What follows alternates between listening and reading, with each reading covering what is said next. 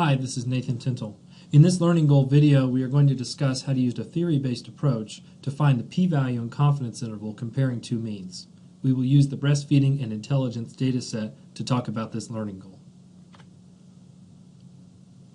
In this table, we see the sample size, mean, and standard deviation of children who are breastfed as well as children who are not breastfed as infants.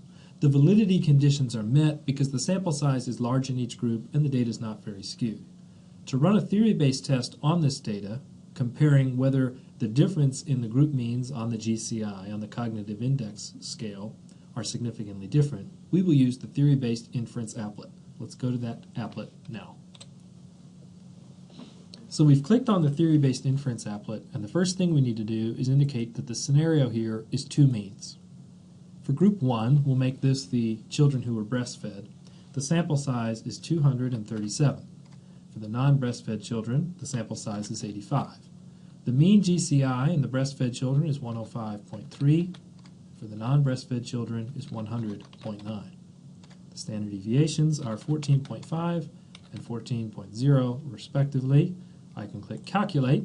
We first get a picture of the data with the mean and the standard deviation, and I want to run a test of significance on this data with an alternative hypothesis that the difference in true means is not different than 0. I can click Calculate, and I get a p-value here of 0.0149 with a standardized t-statistic of 2.46. This means we have strong evidence of a relationship between whether or not a child was breastfed as an infant and their cognitive index score, the GCI score, when they're 4 years old. I can also click on confidence interval and ask for a 95% confidence interval. So I obtain a confidence interval from about 0.87 to 7.93. How do I interpret this interval? I'm 95% confident that the true difference in group means is between 0.87 and 7.93. Stated another way, we're 95% confident that the breastfed children, on average, are between 0.87 and 7.93 higher in terms of their average GCI score.